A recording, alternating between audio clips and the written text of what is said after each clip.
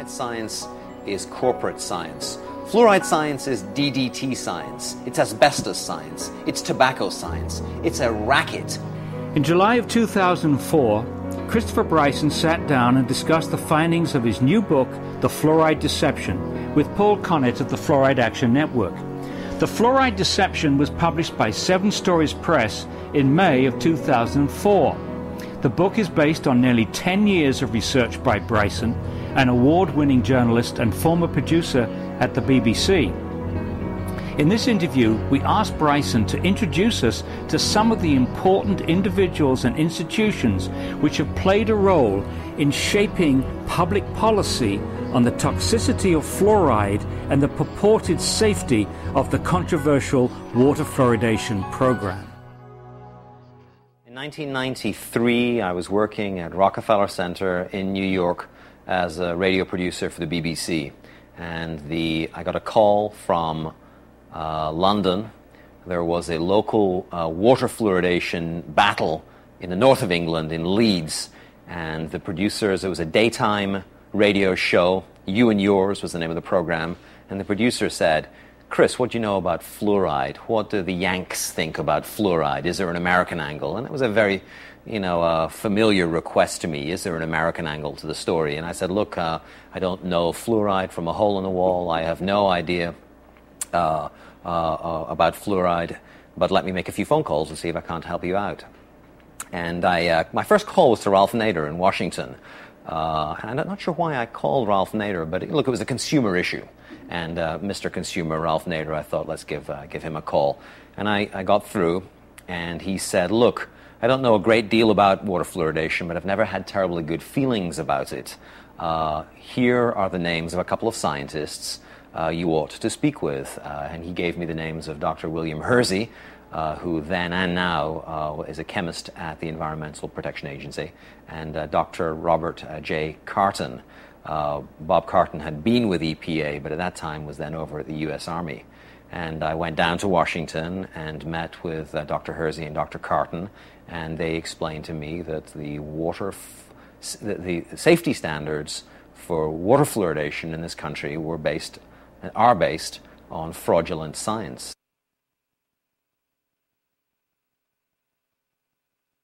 Fluoride defenders will say there's two stories. There's the industrial story and there's the dental story, and ne'er the twain shall meet. It's not true. The stories are braided very tightly and very profoundly, and they're braided from the beginning. The very first suggestion that fluoride be added to public water supplies was made by a researcher, Gerald Cox, at the Mellon Institute in Pittsburgh. Cox became interested in fluoride because of the suggestion of Francis Frary. That's the letter I uncovered. Francis Frary is the director of the aluminum laboratory for the Aluminum Company of America. He is very concerned about fluoride pollution around aluminum plants. He's very concerned about what the fluoride is doing to the workers inside these aluminum plants.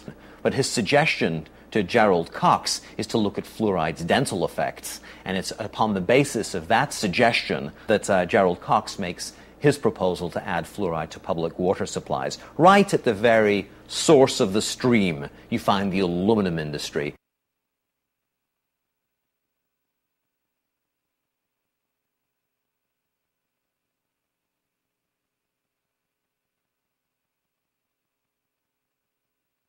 Cox's suggestion that we add fluoride to public water supplies needs to be understood for who was saying it and where he was saying it and what the track record of the Mellon Institute was. The Mellon Institute was a leading defender of asbestos for the asbestos industry. Today, industry are facing a tidal wave, a crippling tidal wave of lawsuits from people who have had their health damaged, who've been killed by asbestos. Well, for generations, the Mellon Institute produced research that said that mesothelioma was caused by something other than asbestos. That's how you have to understand the fluoride issue. Industry was concerned about fluoride pollution and about lawsuits of a similar magnitude for fluoride pollution. So it's no coincidence that the Mellon Institute makes the first suggestion that fluoride be added to public water supplies.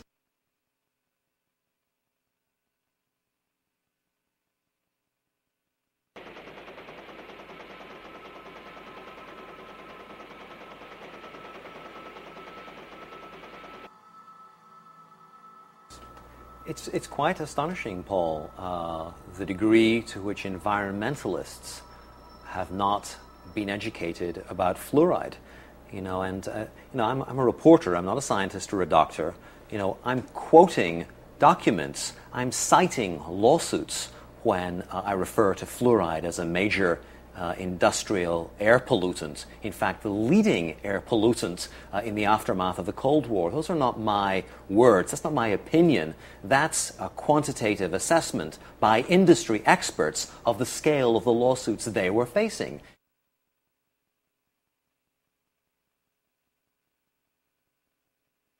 The most notorious air pollution disaster in U.S. history was the Halloween air pollution incident in Donora, Pennsylvania, a mill town south of Pittsburgh, where a couple of dozen people and several thousand were injured because of effluents coming from a U.S. steel plant, which were trapped by a temperature inversion.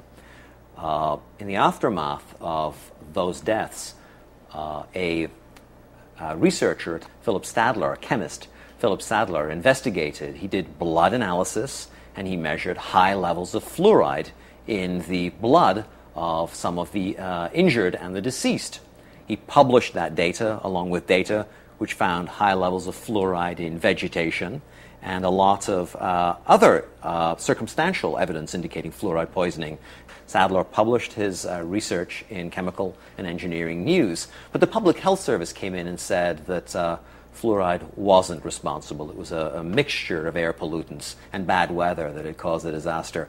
Well, I uncovered a memo, Paul, a memo from the Aluminum Company of America in which they had secretly gotten blood from one of the deceased. And their measurements were almost exactly the same measurements that Philip Sadler found. Laundering fluoride's role in the Donora pollution incident is really emblematic for what has happened for the last half century and an accounting for why environmentalists don't know their own history. Donora jump-started the environmental movement, but environmentalists don't know that Donora was almost certainly caused by fluoride.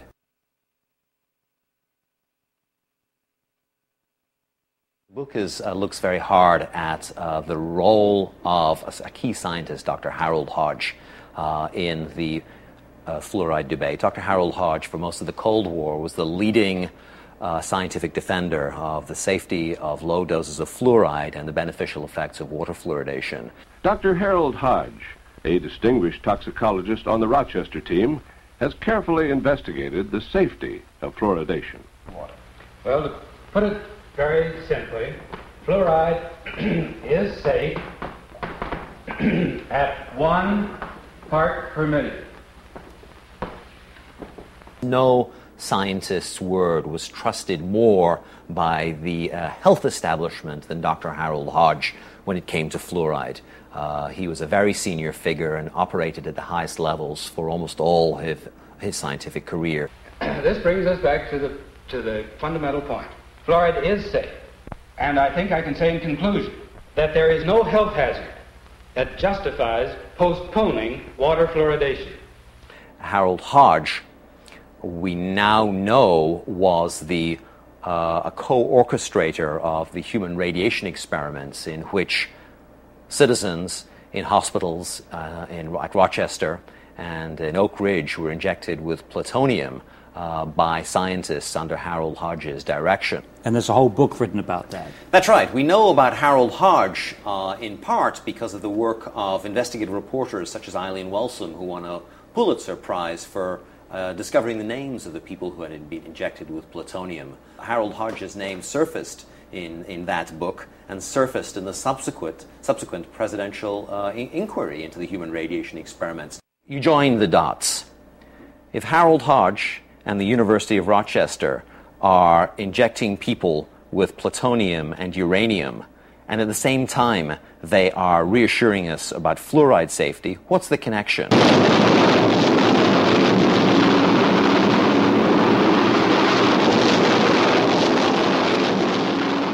So what was the connection?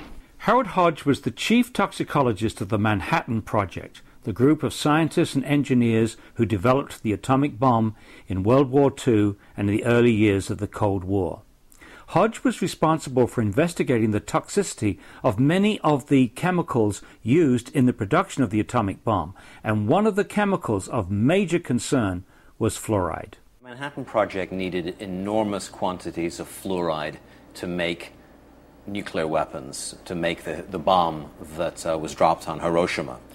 So the Manhattan Project were concerned about fluoride toxicity.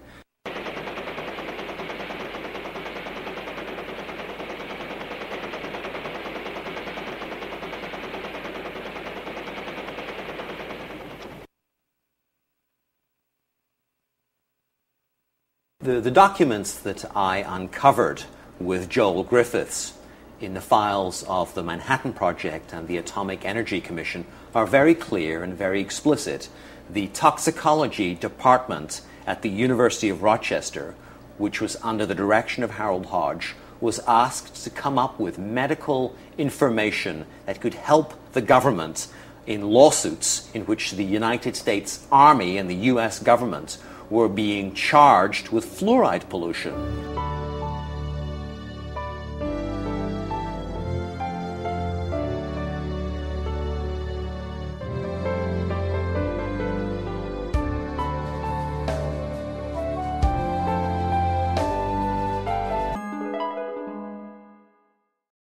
As has now been revealed by declassified government documents, the publication of scientific information collected by Atomic Energy Commission scientists such as Harold Hodge that could increase the chance of litigation against the bomb program by workers or downwind communities was forbidden. If water fluoridation was found to be harmful, then the US bomb program, as well as many other fluoride polluting industries, would have been open to massive litigation. So there's not a hope that Harold Hodge would ever say that water fluoridation was dangerous or that fluoride in small doses was toxic, because if Harold Hodge were to say that, it would have pulled the rug out from under the US Army and from under the project to build nuclear weapons.